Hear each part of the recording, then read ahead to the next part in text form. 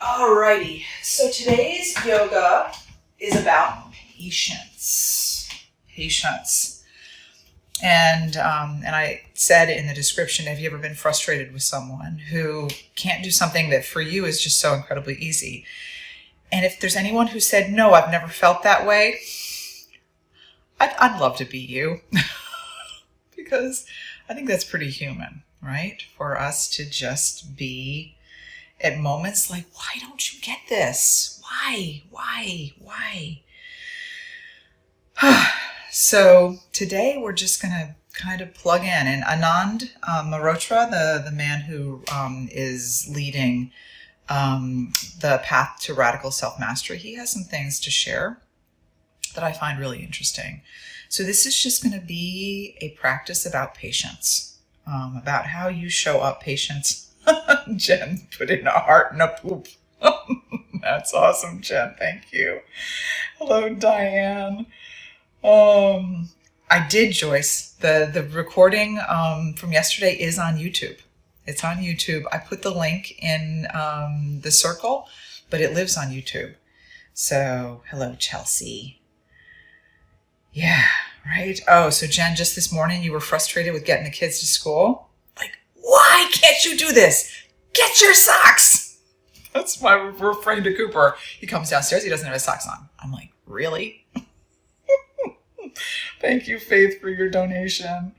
Oh, yes, absolutely, Joyce. My pleasure. Oh, yeah. They never find their socks, right? What is up with that? Okay, let's come to our mat. Feeling the feet ground down. So this class is being recorded. It was a little bit of a scramble this morning, so I didn't have a chance to mess with my camera angle. Your comments are not being recorded. I've got your comments off screen, so you are totally incognito. Except when I talk to you. I guess you're not incognito then. So letting the feet ground down into the mat, palms shine forward, softening the knees. And I invite you to close your eyes and think of patience.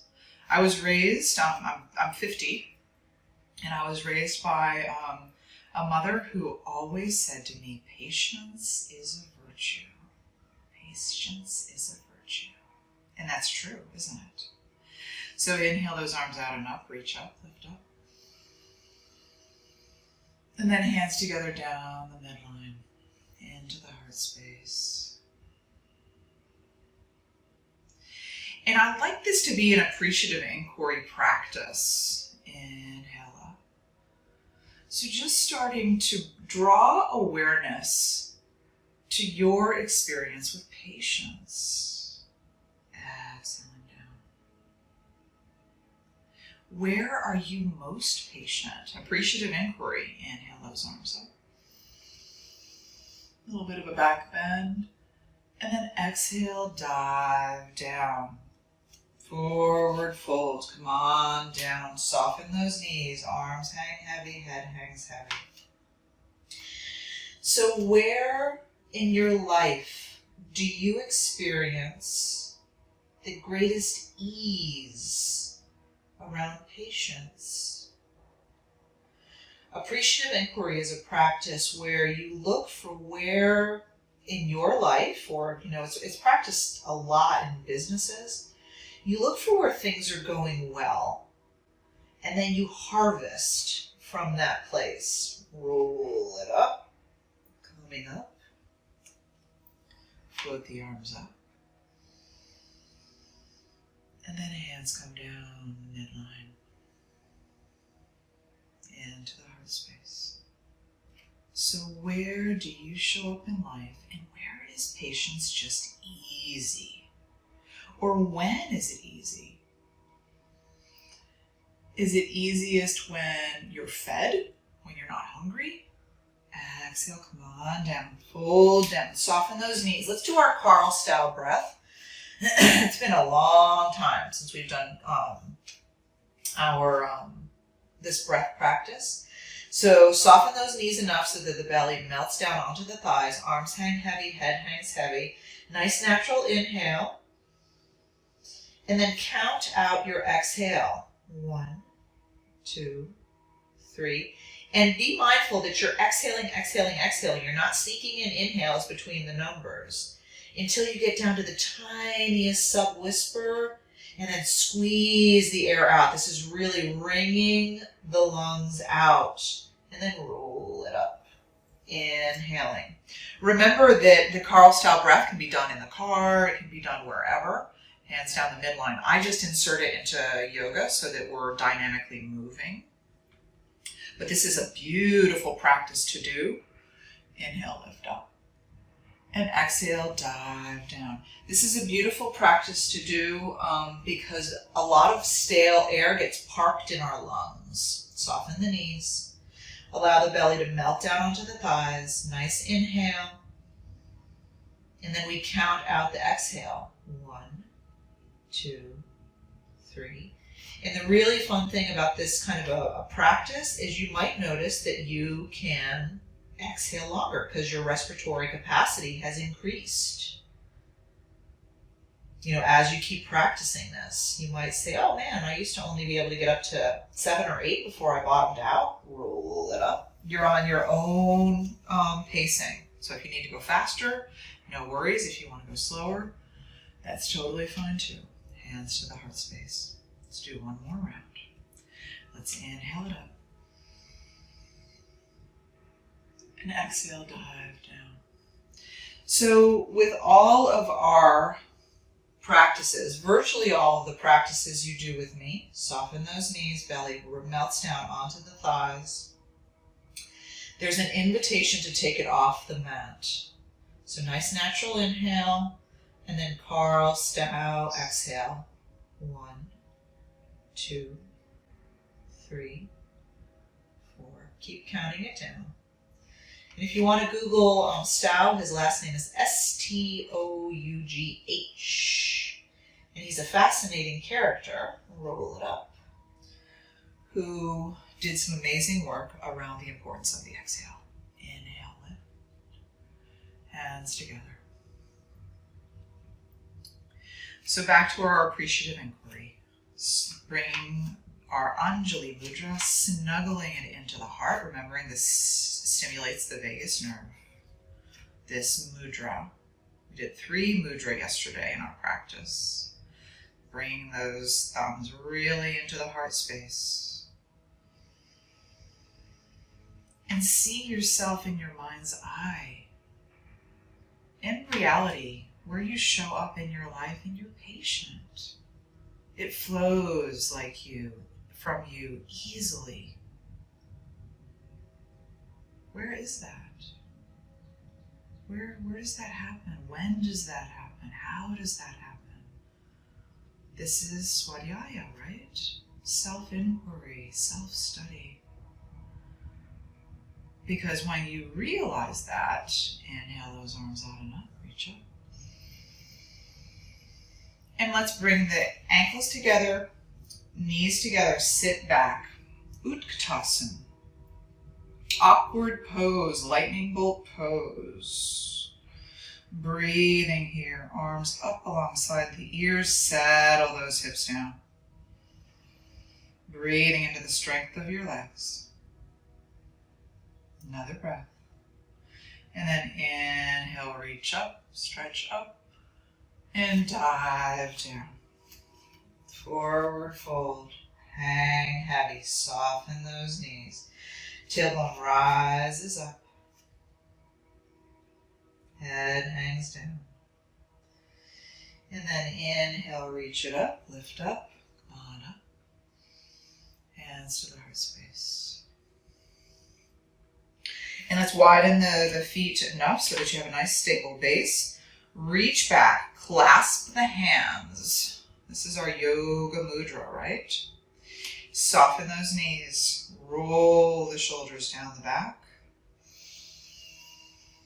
And then bend forward into your yoga mudra.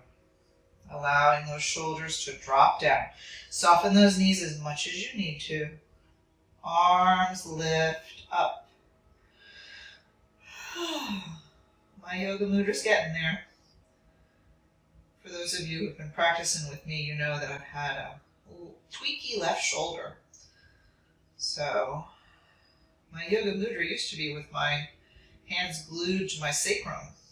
So we're getting there. Breathing here, another breath. And then release it down. And run your hands down the back of your legs.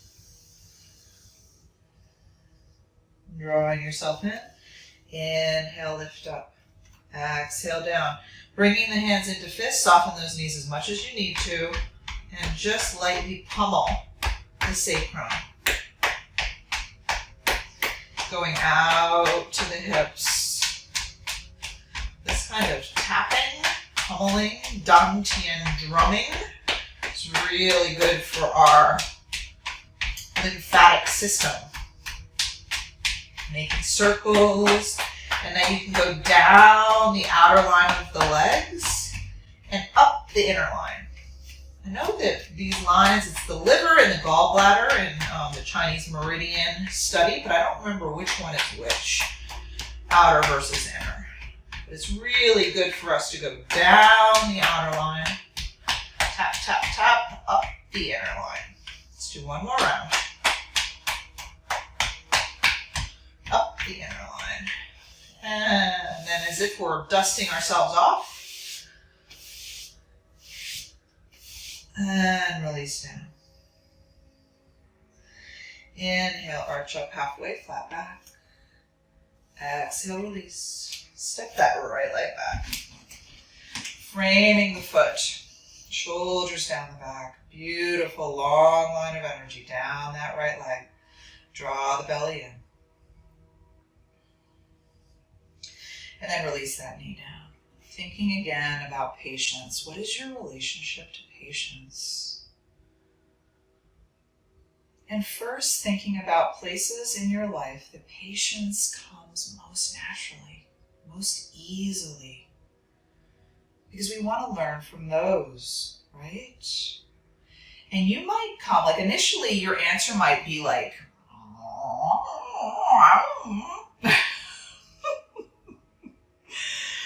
I noticed that recently. I was talking to Cooper's friend when I was bringing him to school yesterday. Inhale the hips forward. Exhale it back. And I asked him a question and he was like, huh? And then Cooper did the exact same thing later in the afternoon. So if that's your reaction, inhale it forward. Like a big, I just have no idea when I'm most patient or why that happens. Exhale it back. Have this be your inquiry. And watch. There's such beauty in having a mindfulness practice. Being the witness for the way you show up in life. Inhale it forward. So much of our life we're on autopilot, right? Exhale it back. Inhale forward. And if you have blocks, my blocks are out of reach. I might grab them. You can put them here on the inside of the left foot. Both hands come to the inside of the left foot. We're going into lizard. So drop that knee away. Getting heavy on the outer line of the foot. Allow yourself to just really breathe into the inner groin on the left side. Breathe. Outer is gallbladder. Thank you, Sissy. Talking about the Chinese meridians that we tapped. Outer is gallbladder, so I guess that means inner is liver. Breathing here in your lizard. Another breath. And then straighten that knee up. Set those hips back. Toes rise up. Fold over. Half split. Ardha Matsyendrasana. Not Matsyendrasana. Ardha Hanumanasana. Hanumanasana. That's our monkey god. Inhale it forward. Hanuman. And exhale it back. So, just having this be your inquiry where you look and you say, geez, I was patient. I exhibited patience in that moment. Even if it's just a flash, if you find yourself to be a pretty impatient person, curl the toes under. just by starting to witness yourself, you might find you naturally bring in more patience. Back knee is up, right hand comes down, left hand on the left knee, or possibly comes up into your twist. Breathing here. Breath into the belly. Another breath. And then float it down. Wrap that arm around and float it up again. Inhale. Exhale, the arm waves down like the wing of a bird. And inhale it up. If the legs are fatiguing, you can always drop that back knee. Inhale. And lift it up. And then float that hand down. Step that foot back. Adho Mukha Svanasana. Down dog. Walk your dog out. Settle one heel down and then the other. Tailbone rises up, head hangs heavy.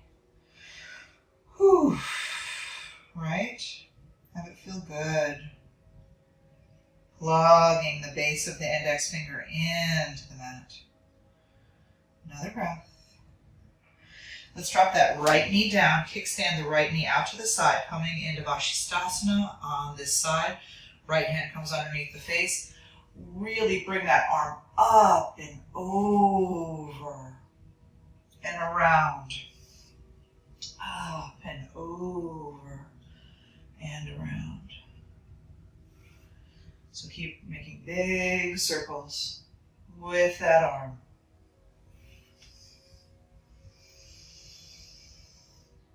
One more circle. And then roll it down. And come back into your dog. Walk your dog out. And let's step our right leg forward. We'll do that same flow on the other side. So knees right over ankle, hands frame the foot. Beautiful, long neck. Thinking again about patience. And maybe, for a few breaths, think about, where am I the most ragged? Is it in the morning when the kids come down and they don't have their socks on? Right? Hips are relaxed, releasing down.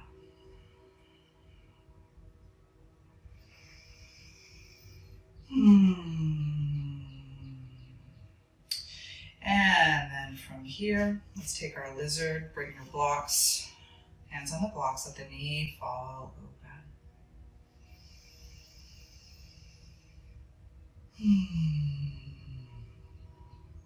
Breathing into that hip.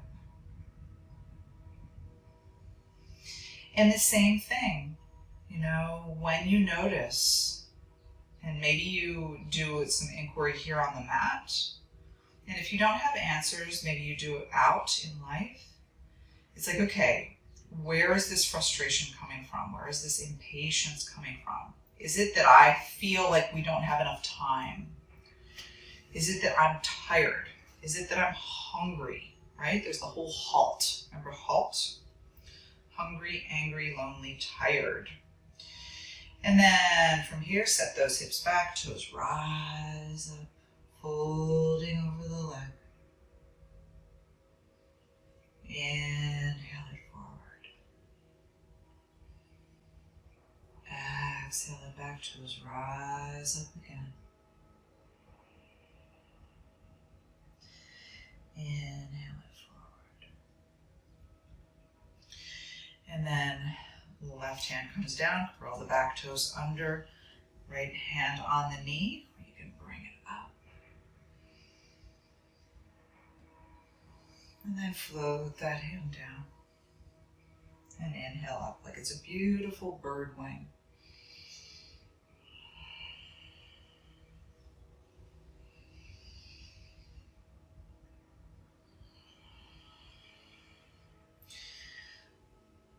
So Anand Mehrotra, who's doing that class, Path to Radical Self-Mastery, float that hand down, set the hips down, bring those toes back, folding over the leg.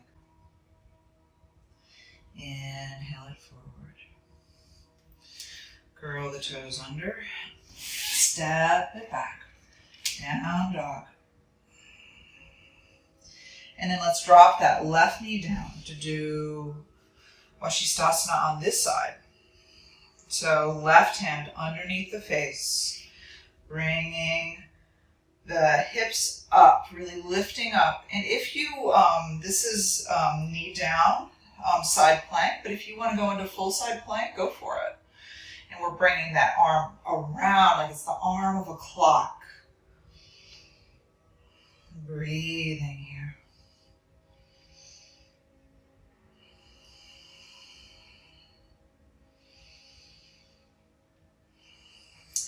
So Anand shared in this class, he talked about something which I thought was so incredibly interesting, which is once, words are spoken, they almost like, I no longer have ownership of these words because they become your experience.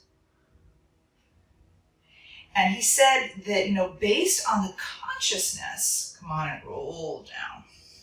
Bringing both knees under the hips, stretch those hands forward, fold down. What did I forget to do? Straighten the right leg. I forgot to straighten the right leg. Oh, Jane, what does that mean? I forgot to straighten the right leg. I need to start going through, it's like, can I go through a class where I don't forget anything? Straighten the right leg like this, we did that. We did this. I'm not clear on what we forgot. Yeah, I got it in the end. You thought it was before lizard. Good. Okay. It might have been before lizard, Jane. It's all good. Lift the hips up, head hangs heavy. Whew. This is what you get when you get a yoga teacher who's bringing yoga philosophy and asana to you. My mind is running hard. So hands under shoulders. Let's inhale, lift into our cow, Bitsalasana. Exhale, arch. So what Anand was sharing, and I hope I explained this well so that it lands with you, is he says that words are put out and dependent on the consciousness, the understanding of the listener, their experience can be very different one person to another, right? Because, and you know how sometimes you'll hear something and you'll be just kind of like, okay, whatever. And then you'll hear the exact same thing again and it'll have such a different impact on you. Inhale, lift. And it's because your state of consciousness was different, right? Maybe your life experience was different. Set those hips back. Hands reach forward. And release down. And just roll back and forth in your child's pose. Forehead melts down into the earth, rolling the eyes up and in Sambhava Mudra.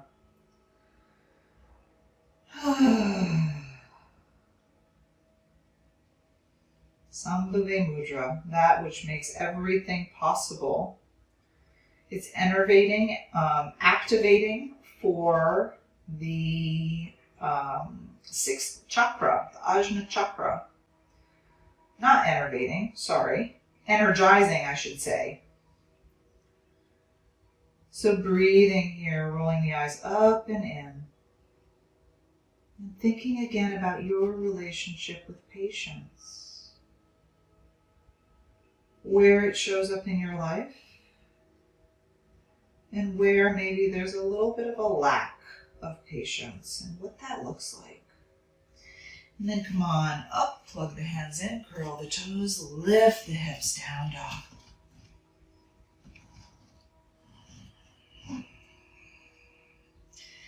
And step that foot forward, coming into your Virabhadrasana 1. Lifting up. And stepping off, coming into Vira 3. And then float up into Bakasana. Patience, right? Patience. If you're wiggly and wobbly, be patient with yourself. Vira 3, Bakasana.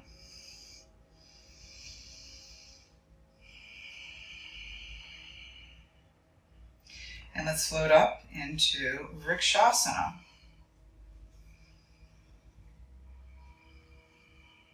Tree, knees out to the side. And then Bakasana. And then Vira 3. And step it back. Warrior 1. So when you wobble, when you fall, what do you do? What do you say to yourself? Right? Straighten those legs. Soften the knee. Square the hips, left hip forward, right hip back. Come on down. Coming into your pyramid. Breathe into the back of that leg. Head hangs heavy. Right? Just letting it go. It's some of the most powerful self-inquiry, self-study we can do. Bend that knee. Hands, frame the foot, step it up. Coming into your split, standing split. Bend that knee, step it back, hands frame the foot. Come on into your down dog. Walk your dog out. Now your choice if you want to come into child's pose, rest in down dog, or go with me. Go with vinyasa. If you're with me in a vinyasa, let's lift into our down dog and then float forward, plank. Exhale it up, down dog. Inhale forward, plank. Exhale, down dog. Inhale, plank. Let's do 3 more. Closing the eyes, rolling them up and in at Sambhava Mudra. Exhale, down dog. Inhale, plank. Last one.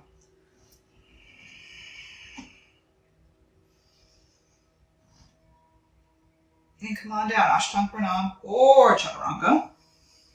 Ground those hips. Hands under shoulders. Bhujangasana or up dog. Breathe in. Float down. Inhale, lift. Eyes rolled up and in. Exhale down. Remembering Ajna, third eye, it's our seat of intuition. It's our command center. So Sambhava Mudra, when we close the eyes, we roll them up and in. It's very stimulating to the pineal gland, which is where the third eye, Ajna chakra, is believed to reside. And come on to the knees. Float those hips back. Plug the hands down. Press the hands down. Breathing here. And our underarms stimulating the lymph system. Plug those hands in. Curl the toes. Lift the hips. Adho Mukha Svanasana. And let's flip that left leg back and up. Stretch it up. Reach it up. Got to balance on the left side. And again, patience, right? Patience, patience, patience. If you're like me, my left side's balance is not nearly as good as my right. It's going to get fun. If you fall out of the pose, just come back into it. It's all good. We're lifting into our Vira 1. Beautiful open heart. And we're going into 3. Arms can be back like airplane wings if you'd like. Virabhadrasana 3. And then we step. No, we don't step. What am I saying? Craziness. We lift into Bakasana, Karate Kid pose. And then we float. Vira 3. Good focus gaze. Drishti. So fun, right? Yes, yes, yes. So fun. Cerebellum, we love you. Sending you love. We're giving you a workout. Cerebellum at the base of the back of the head. It's a part of the brain that governs balance. And it naturally atrophies as we age. Which is kind of nature's cruel trick on us, right? Our bones get more brittle and our balance fails. Not us. Not us. We're going to keep working on it. And then Vrikshasana. Ooh, my leg is getting tired on this side. If you're like me, yoga does not have to be suffering. You need to roll out that ankle, take a sec, take a breath, do it. And then come into your Vrikshasana. Get good and grounded. I'm kind of off right now. And then lift. You can bring your arms up overhead if you like. Right.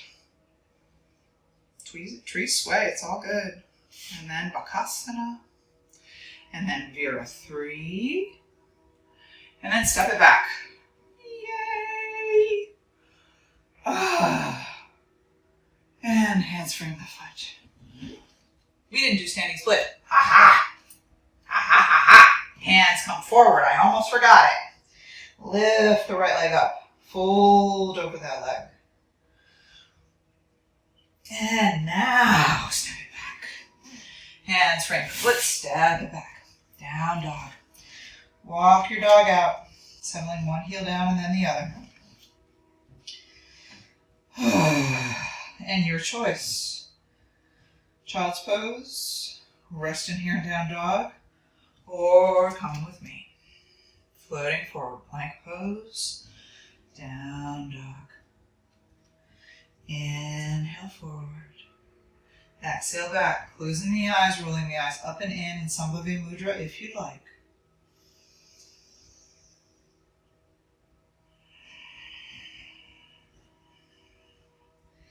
Inhale it forward, plank. Exhale it back, hips lift up. As if you're like literally, there's like a hook in the belly. So you're like lifting from the core as you lift yourself up powerfully into your dog. And then come on, forward. Ashtanga Pranam or Chaturanga. Ground the hips. Upward. Facing dog or cobra. Breathe here. Beautiful squeeze to the kidneys and adrenals. Another breath. Come on down. Curl the toes, lift the hips. Fold up. Did we forget pyramid? Ah! Oh my gosh. Okay, this is me practicing patience with myself. Oh my goodness. Okay. Pyramid pose. Yes, yes, yes, yes, yes. So, we're stepping the right foot forward, left foot forward, left foot forward. And we're recording this, y'all. Awesome. So we're squaring the hips forward, softening that knee. Come on down. Ah, so good. Life is so good. One of the other things that was interesting about the vagus nerve, vagal tone, breathing here in your pyramid pose. Keep the left hip squaring back, right hip squaring forward.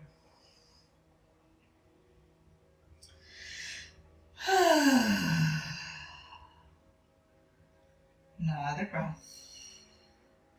And then let's step that right foot forward and come on into our malasana, squat. So the vagus nerve, which we did a lot of work with yesterday. Remember, you can sit your booty down on a block, if that works for you.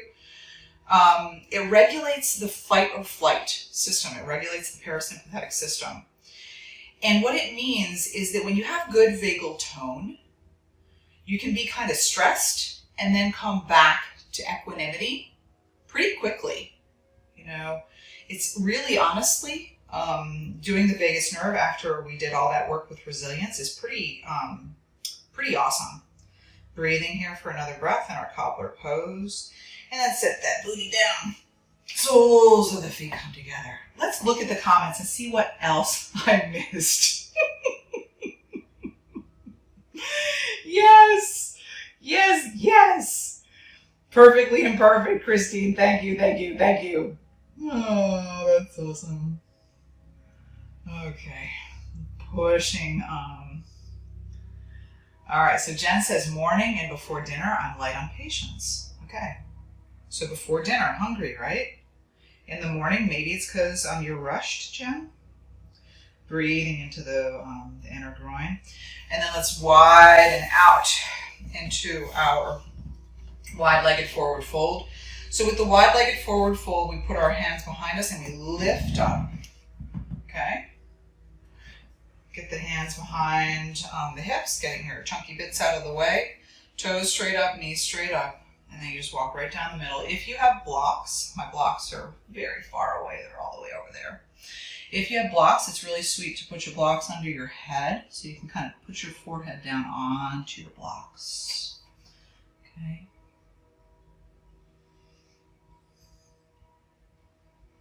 Oh my gosh, Kirsten is patient with her plants. I love it.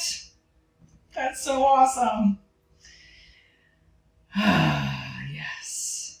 So vagal tone. Remember vagal tone? Laughing, laughter tones our vagus nerve. Okay? Doing that tones our vagus nerve. Taking a nice long inhale and an even longer exhale is also toning. But think about that. Think about how when we tone our vagus nerve, we're naturally going to be more patient, right? Because I think a lot of our impatience comes from that fight or flight reflex. We get stimulated. We get okay, I've got to hurry. I've got to, whatever. We feel overwhelmed and we get impatient. So by toning the vagus nerve, that can only work to boost our patience. So our right hand comes on, our right elbow comes onto our thigh maybe, okay? Or you can drop it down so that it comes onto the inner thigh. And then lifting up on the left side, keeping that left shoulder back. So your side bending might be pretty upright. Okay, where we really were lifting the arm up and over. With the side bending, you're in good alignment when you can look beyond the bicep and look at the ceiling pretty much right over your head. Okay, and again, practice patience. Allow yourself to just kind of melt down slowly into this pose. Breathe into the obliques on the left, stretching out the intercostal muscles that enrobe the ribs. And then float on up and switch sides.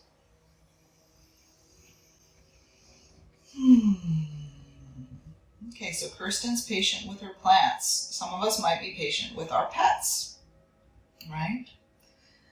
The things that maybe, we have a softer relationship with, not quite as charged, but still loving. And breathing here. We've switched sides. I don't know if I verbalized that. So now folding over the left leg. Using the elbow to gently rotate the torso open. Breathing. Another breath. And float those arms up.